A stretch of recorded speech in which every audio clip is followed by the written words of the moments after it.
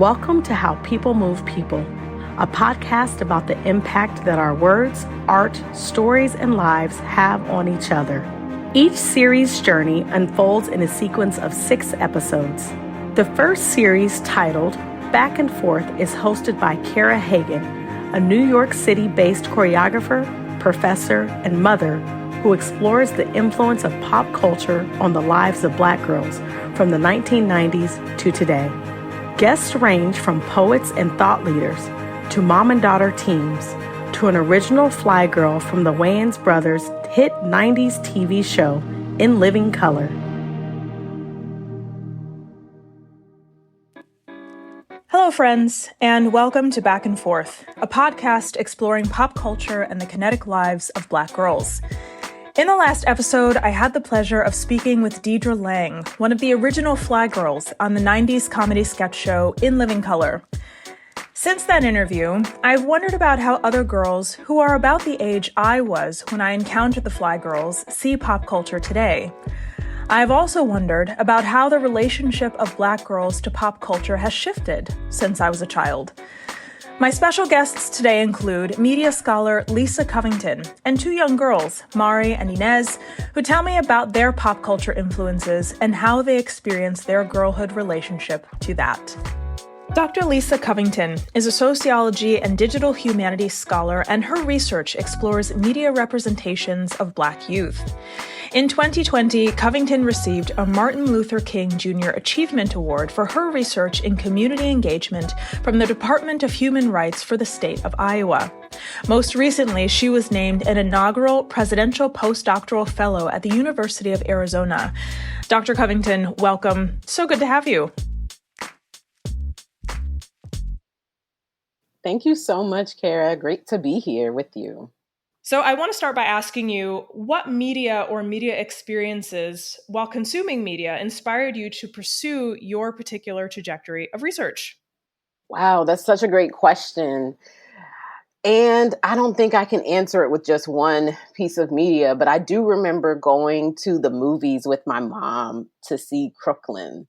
That was one of the very salient memories that I have of us just kind of hanging out, but also witnessing Black girlhood together in a way that we hadn't previously. And so I didn't know it at the time that that's what was happening, but I was able to relate to Troy and being in an environment with mostly boys, also hanging out with cousins in the South, right? And how it seemed like a different world. So that was definitely an experience I had as well, you know? So being able to connect with Troy and her character really impacted my just ways of thinking about the world, but also how I could see myself in the world. So for our listeners who don't know you, can you tell us a little bit more specifically about your work through a project that you've worked on or are working on in the scope of media and Black girls? Definitely. So a lot of my work is in relation to Black girls in film and media. And so I'm also a scholar in residence at Art Center, which is in Los Angeles. And a lot of the work that we're doing and projects that we're working on is looking at representations of Black girls in various types of visual media and having think tank conversations with Black women in and throughout the entertainment industry. And so what are their thoughts about some of these images? How are we able to change some of them? Which ones are we not able to change? And just really figuring out together through our think tank, what are the ways that we need to change Hollywood, but also empower ourselves as media folks, whether we're people who are artists, scholars, or within the entertainment industry. And so that's one of the projects I'm working on currently. Beautiful. So I'd love to know about some of the trends you observe regarding the representation of Black girlhood in media. What are some of your opinions on the things that you're seeing? Recently, within the past 10 years, 15 years, has been an explosion of Black characters, Black girl characters, especially. And so I think that has a lot to do with our social perceptions and understandings of our environment, right? And so I like to connect this to um, the appearance of President Obama and his daughters in particular, and how they allowed America to see Black girlhood in their own development. So in real time, we were able to watch Sasha and Malia grow up. And so that marker really provides a space for folks to say, oh, okay, I can relate to these girls. And I think that has a lot to do with why we've seen such an explosion of these characters. And so a lot of the trends, though, I think begin, at least with since the 2000s, begin with Sasha and Malia being such a national presence. I think that one thing we're also seeing in media, and we can see this with programs like That's So Raven, right, and from the 90s, but also contemporarily looking at That Girl Lele on Nickelodeon, and how similar they are as far as being young women who have been working since they were children, right? Mm-hmm. And also being in charge of their own brand. And so Black girl entrepreneurs who are creating and developing groundbreaking television shows, in this case, really provides us with a way to see these girls as really change agents, without them necessarily taking that title on, but they are changing the industry just from their existence. So then you work with a lot of young people out in the world as well. So how are you observing these young folks consuming this media, and what are you seeing that they're learning or mimicking or adopting, assimilating as they're watching? Yeah, that's a complicated question because a lot of times they don't talk about what they're watching. And we have too many types of media that can be consumed, right? So it's not just television anymore, right? We have the streaming services, we have TikTok, we have YouTube. So a lot of what they're engaging with, and what I've observed, a lot of it is depending on what's cool, right? At school, whatever everyone needs to watch in that regard, but also really just thinking a lot about music, because when we would drive the girls home from different programs, they would pick a lot of the music. And so just kind of hearing their selections, hearing their conversations about artists who may be problematic, and they talk through it. So I think one of the things that I've noticed with young people is the willingness to have conversations about artists or about media in ways that are honest, but also like reflect their own lives.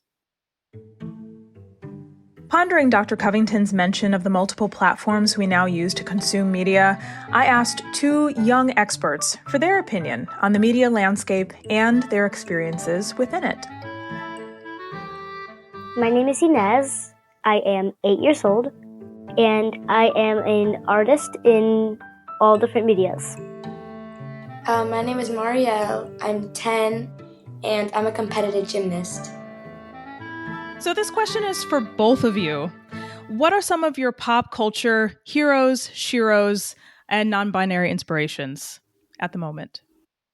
Sadie Sink, she's an actor, and she's in Stranger Things, and she's in a lot of other shows, but that's what I know her from. And Billie Eilish is a singer.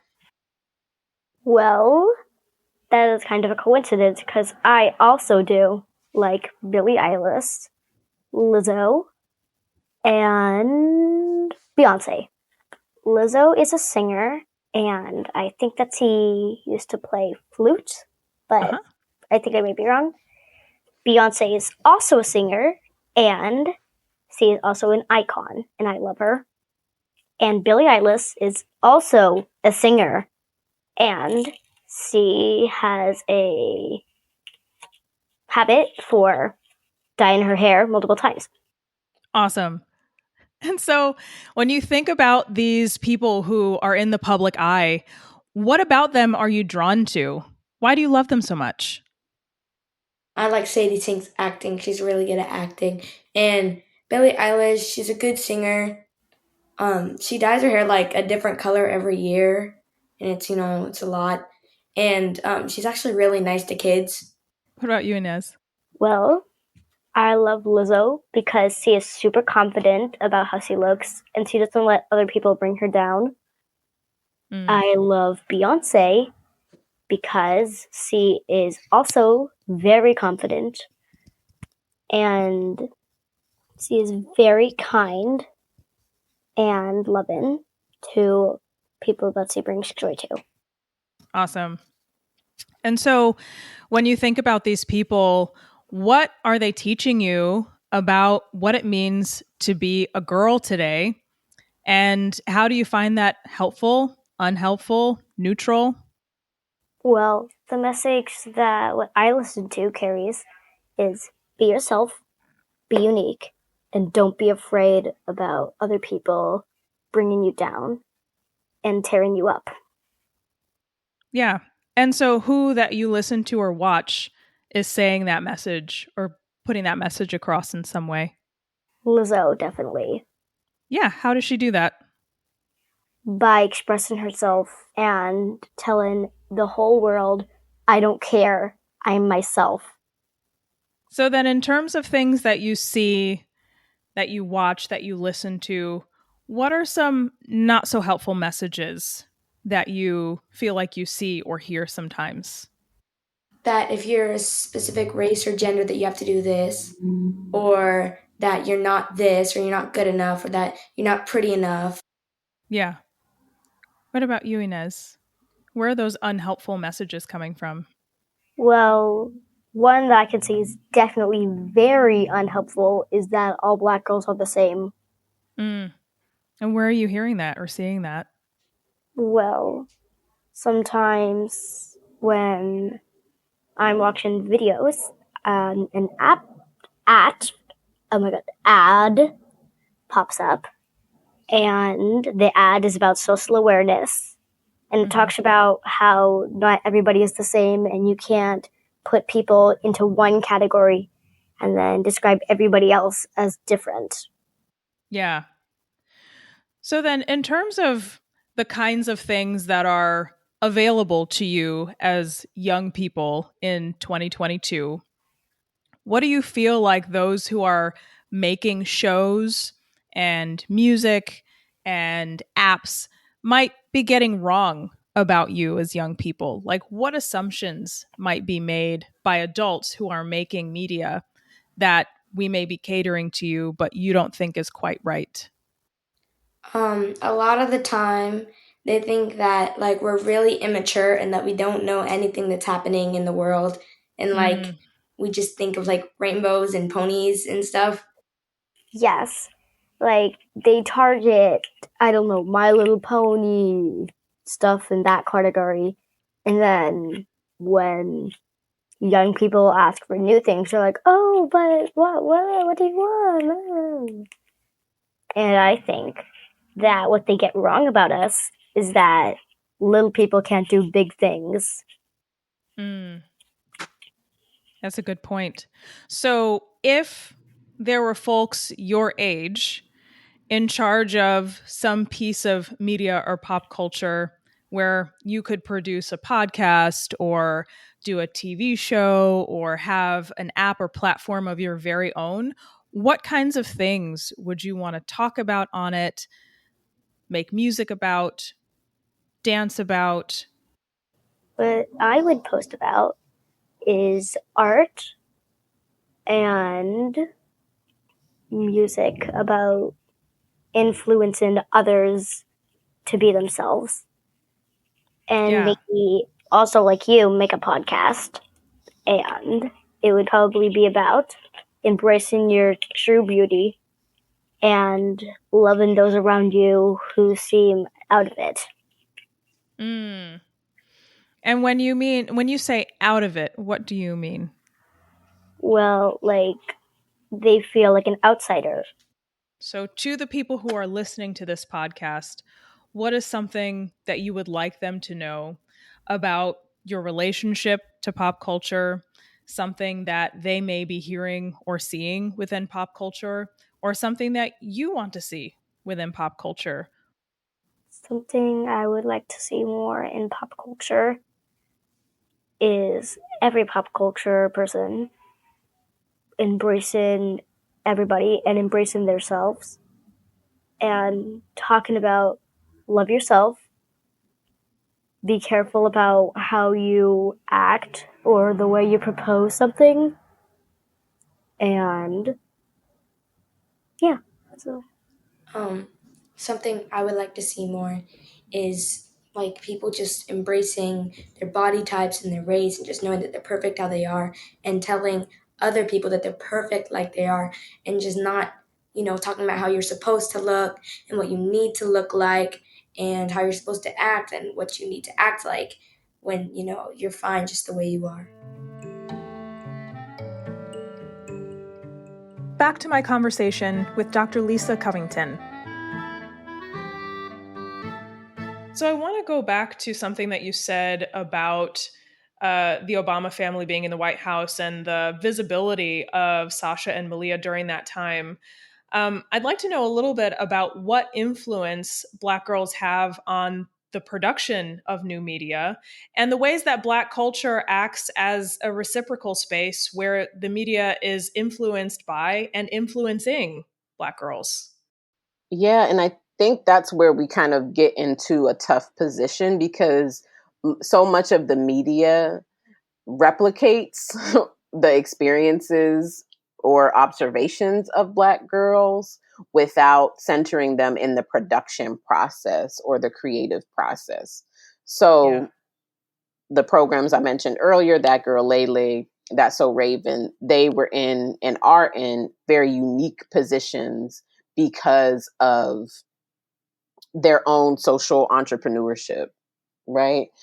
There's also this piece of thinking about Black families in production. And so I'm thinking specifically about Nickelodeon's Gullah Gullah Island from about 25 years ago. Yes, I remember that. And Binya Binya had my heart. Oh my gosh. Yes, the magical frog on the show. Yes. And so that being a TV show based on the experiences of people living in Gullah communities contemporarily, right? Like today, here are Black folks. Here's a Black family that lives on this island and in this space. And here's how we honor our ancestors. Here's how we honor the traditions of the African diaspora. Here's how we can recognize our children as full, capable human beings, and this loving parents and loving family that were able to transform media because they were all of the folks in the cast were actual family members, right? The mother and the father were the parents of the two children, right? On the show, as far as we know, right? As far as what's out there.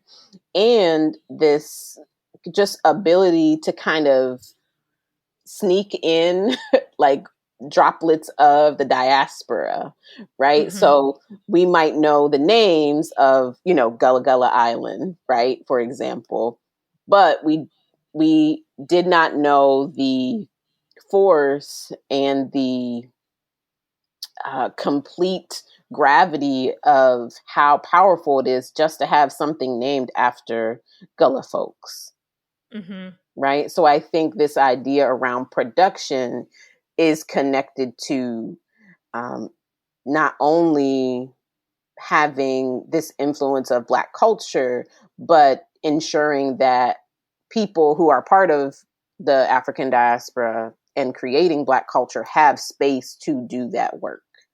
Right. So that's something that's really huge. Yeah, I'm tickled that you brought that up because that was actually a really interesting show for me growing up because my great grandfather was Geech, as my grandmother said, and they presented some of the language. She used to say, "Well, I talk funny because my daddy was Geech." And I didn't know what she meant by that because she never said any of the words that she may have known. But through that particular show, I went, "Oh, this is probably what she meant," you know, through some of the words that the language that they presented in that show, and some of the music and some of the arts and crafts that they presented. So thanks for bringing back that memory. I appreciate that. Yes, no problem. I think it's so important for us to remember like what sparks our interest, or when we hear something, how can we connect that memory to it? And yeah, I mean, I think that's such a beautiful memory. And it's also allowing you to kind of put these pieces together too, even though grandmother didn't explain it, you can, you know, use those breadcrumbs to figure out what she was talking about, even though it wasn't Yeah. explicit. So, speaking about specific shows, I mean, I'm wondering about some of the new stuff that is coming out that you think is particularly well done because of representation either on screen or importantly off screen. I mean, we know that the off screen world is very fraught with issues regarding diversity and inclusion. So, what are you seeing now that's making you feel hopeful about Black girl stories, about their representation in all areas of production? What's sparkling for you? I think that part of what's helpful is to kind of think about not only the media itself, but the like socio-political environment that it's created. Yeah. Right. And so one film that I really enjoy, and is also very hopeful for me, is the film See You Yesterday. It's a Netflix film that kind of follows these two high school geniuses, who end up building a time machine, right? Whoa. And so the time machine, it's really interesting because when you watch the beginning of the film, you can see that Michael J. Fox is their teacher, right? And so having that kind of connection to Back to the Future, where he was a part of this time machine as well, is kind of interesting dynamic to watch. But especially since you can see him reading Octavia Butler, right, in that particular film, and he's only present for one scene, but we can kind of see the role of Octavia Butler, time travel, in her literature in particular, but then also following these young Black high schoolers who are brilliant, navigate the community, specifically police violence, right? And how can they change police violence or end police violence through this time machine, right? So Yeah. that is a really powerful film, and it's based in Brooklyn, in a Caribbean community, and you can see in the characters cast are also Caribbean as well. So it really provides a vast, I think, a really vast representation with this lens of here's what's happening in our social and material world as well. So See You Yesterday for sure. As far as films, I think there's so much happening in more of the short film world as well, that requires us to think about how we consume media as well to even access some of those. I know that Quayle TV, they have a lot of these short films and cartoons and different things like that for us to enjoy. That's essentially a Black Netflix. So I think that for us, thinking about how we consume our media is part of what I'm thinking about, that is hopeful, the different platforms as well. Mm-hmm. Yeah. Two things are coming up for me as you talk about the Netflix film that you mentioned.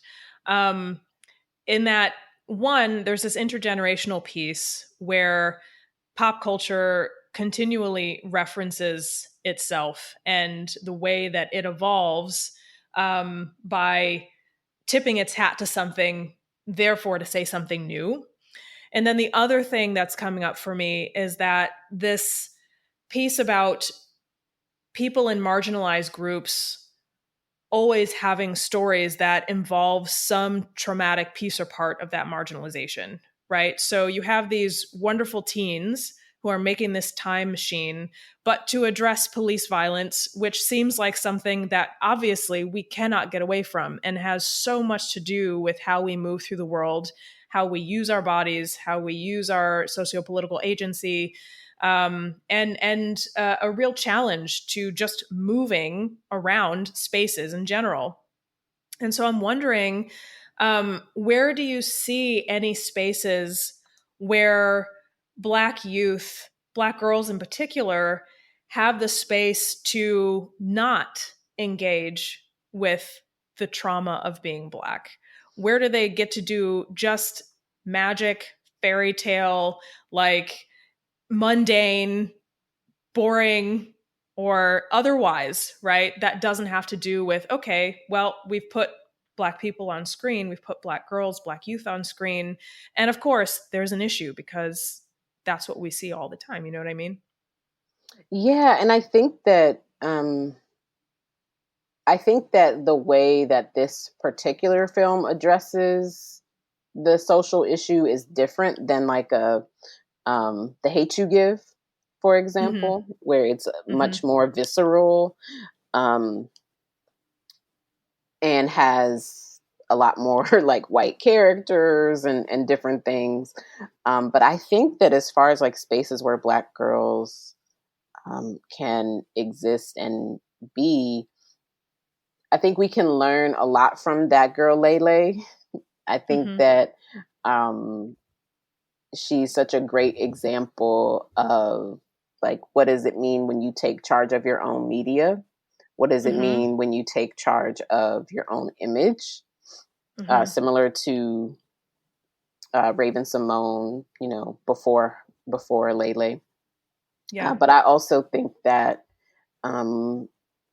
YouTube is a space where a lot of young people go to create, in addition to TikTok, of course.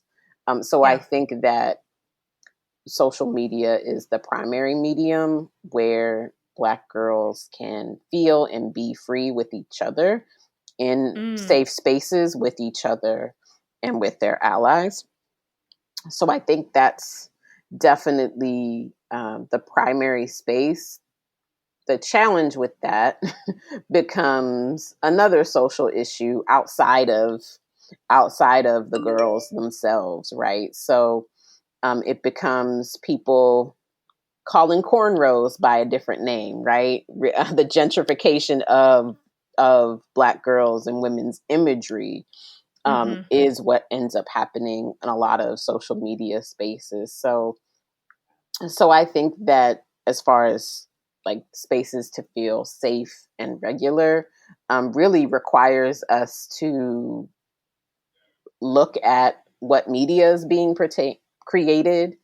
How does it pertain to Black girls? And thinking about films like Just Another Girl on the IRT and the lessons in that, and what does it mean to be yourself and show up as yourself, even when things don't go as planned.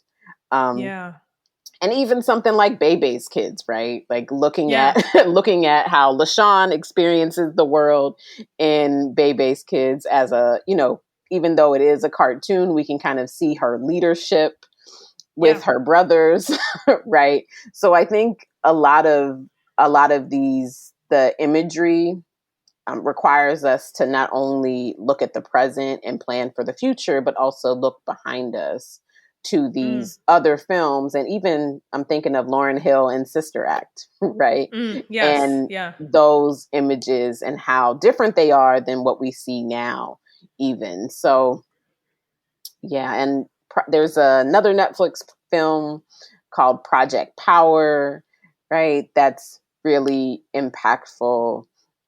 Also thinking of Kerry Washington's first major film in 2000 called Our Song. So there are a lot of anchor pieces that we can look at and explore. Even if we hadn't heard them before, we can, access them now, which is really great. Yeah, I haven't seen that Kerry Washington film. I'll have to look it up. So, yes. So in closing, I mean, you've dropped so many gems of wisdom for us. And what are you looking forward to in the future? Like, what's coming down the pipe, or what have you heard recently that you yourself, just Dr. Covington, nobody else, that you are super excited about, that either makes you dance or makes you cry or just gives you immense joy? I'm really excited about Black girls creating their own media for their own profit. So I think that is what makes me dance, and I'm really excited about, like, what does it mean to support Black girls in those efforts. I'm also really excited about how the world gets to see Black girls in all of the mundane to the exciting to the just regular appearances. I think that it's really beautiful for younger Black girls to see images of themselves without having to think about it. Because in previous generations, it was like, wow, I didn't have any images to look at, or I didn't have any examples of Black women or girls on screen, small screen or large screen, right? So I think that that evolution is empowering for Black girls, and it's exciting to see how they get so accustomed to seeing themselves as well. So those are definitely some things I'm excited about. Love it. Food for the soul. So yeah, those are all the questions that I had. And I want to thank you for joining us today. What amazing stuff that you've brought us in terms of your research and your scholarship and just your awesomeness. And so thanks so much. Thank you so much for inviting me. Glad to be here.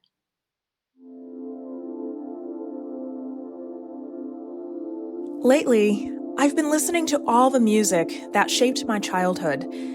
It brings back memories, of course, but it also helps me to better understand the times I grew up in and how different the world feels now. As we come to the end of this podcast journey, this celebration of Black girlhood, I have both deep fear and tremendous hope for the future and our young people who are navigating incredible challenges with fierce ingenuity. In light of the ongoing school shootings that have happened alongside the production of this podcast, I feel now more than ever that we must work to protect childhood. Through my conversations with the artists, authors, change makers, and movers on this podcast, I feel like we've been gifted some roadmaps to do that.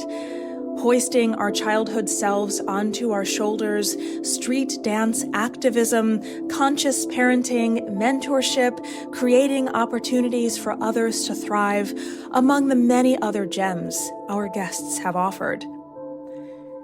As a closing to this project, I want to send a big thank you to each and every one of my guests, to the National Center for Choreography, and to Better Consulting.